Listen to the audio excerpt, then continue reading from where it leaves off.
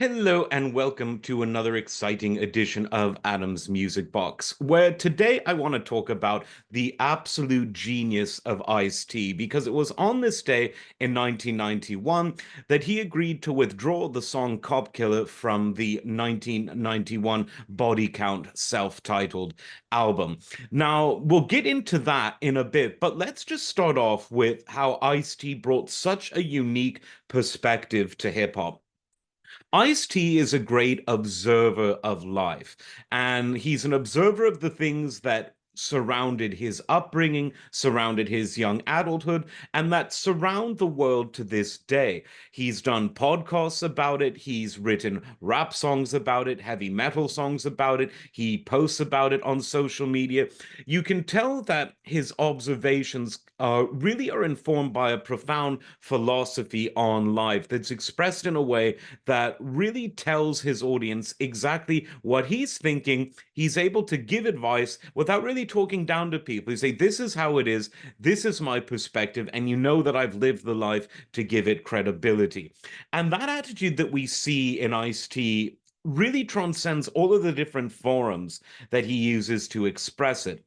Now, obviously, he rose to international prominence in the mid late 80s because of his rap albums. And he really, in many ways, put the West Coast on the map. There were other people that were very much his predecessors, the people that were in Uncle Jam's Army, a music collective that Ice-T was part of for a bit. Egyptian Lover was a major part of that, who helped create that early West Coast sound in the 80s. But in terms of being an MC, who got a hip hop world that was really, really, I mean, really centered in New York at that time to pay attention to the creativity and the culture that was happening in LA and the West Coast of the US more widely. That was Ice-T. And from the very beginning, his keen sense of awareness of his surroundings and of the wider world of society, helped him to create some of the best storytelling ever. His music is a combination of storytelling, and it's mixed sometimes with a bit of a warning. If you don't do this, this might happen. It's very much a dialectic, if you will. And there's a lot of didacticism in addition to the observation. And his hip hop records, in my view, went absolutely from strength to strength as NWA made all eyes focus on the West Coast. Ice-T continued to pour out ever more sophisticated and ever more interesting raps. Some were very serious and some were very philosophical. Others were about partying and having a good time. There was always a mix of both, that yin and yang, if you will, on Ice-T albums. Now, Ice-T also had very interesting perspectives about music itself, because he tells the story that while he was very much into the funk and soul music that got sampled on a lot of early mid stage and current hip hop, he also had, I think it was a brother who was very much into bands like Black Sabbath and Led Zeppelin, the heavier metal stuff. And he made an observation that really, I think, helps them to understand the difference in ethos and the difference in perception of rock music and soul music and funk music on the other hand.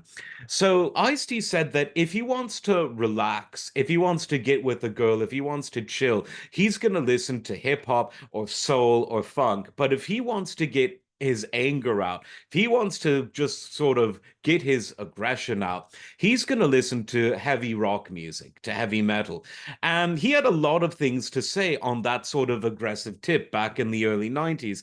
And so he formed the band Body Count, which was historic for many reasons. It was one, not the, but one of the first all black metal bands. It was a band that combined sort of a very sort of Motorhead style speed metal with hip hop lyrics, and it retained Ice-T's great storytelling, his observations, and his transference of his philosophical beliefs to yours. Now, the album was a big hit, but it got a lot of negative press because of the final track, which was a song called Cop Killer. Now, this was an age where censorship was in the air. It wasn't necessarily succeeding as much as it succeeded in the age of social media, but there was the PMRC that was still going strong after beginning in the mid 80s. This was, of course, Tipper Gore's little hobby to censor records because, listening to a song can make you do terrible things, even though there's no evidence that that has ever happened. And in fact, several courts threw that out. Just to put myself on the line, I'm a free speech absolutist, and I think it's the parents' duty and the community's duty to push kids in the direction that you want them to have. Don't take things away from them if you don't want them to hear it. That will only make them like it more. As Frank Zappa said, there's a whole wonderful world of instrumental music, jazz instrumentals, classical music, ambient music, very solo piano, solo guitar. If you're that afraid of the lyrics, there's so much wonderful instrumental music. Put that on Junior's record player or on his Spotify playlist if we're going from the 80s and updating it to today. But it was a big deal because a lot of shareholders of Time Warner were really angry about this song on the record. They faced boycotts by police unions, and Charlton Heston, who was a great actor, don't get me wrong, one of my favorites of all time, but well sort of past his prime by the 90s, let's be honest. And he sort of tried to resurrect his own career by protesting Ice-T and incorrectly saying that the album was or the song in particular advocated violence. It didn't. It was storytelling, the way cinema and television are storytelling. But eventually he agreed to just take the song off and move on with his life. He left Warner shortly thereafter. And in addition to continuing to produce great music to this day, both in the hip hop world and with Body Count, he did something that I think was kind of only a natural development for such a great storyteller. And this was he went into acting because that is drama is all about telling stories, and drama obviously an Ice-T song. And he's been on television and in movies ever since, in addition to keeping up with his music. And his music is still very relevant. Body Count in particular has been doing a lot on and off in the 2000s and the 2010s, and I think he's got some new stuff coming out too. So definitely check out Ice-T's latest musical material. People today know him as the influencer, the actor, the entrepreneur, but he's still putting out music in that wonderful observational style. I think when it came to storytelling rap, no one did it better. And whether he incorporates that in a hard rock, heavy metal background with Body Count or in the hip hop realm, he's brilliant in both because he's always uniquely Ice-T. He's not afraid to take chances, but he's also not afraid to know when to hold them and know when to fold them and all of the rest of that. So here's to Ice-T. Check out his latest stuff in addition to his greatest stuff. I think it's a bit of both, frankly. Like, subscribe. We'll see you next time. Take care.